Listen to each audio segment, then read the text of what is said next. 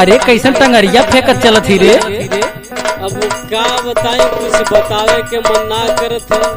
नहीं बतावा का भय। सुने लायक तो ना हो रतिया, तुहार भैया कुछ ऐसा खेलवे खेल देले। अच्छा भौजी सुन। सुनावा।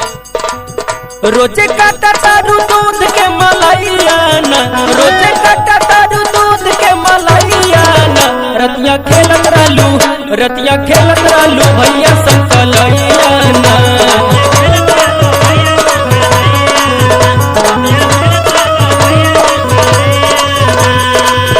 रोजे काटा तारू दूध के मलाइया ना, रोजे काटा तारू दूध के मलाइया ना, रतिया खेलत रहलू, रतिया खेलत रहलू भैया संकलैया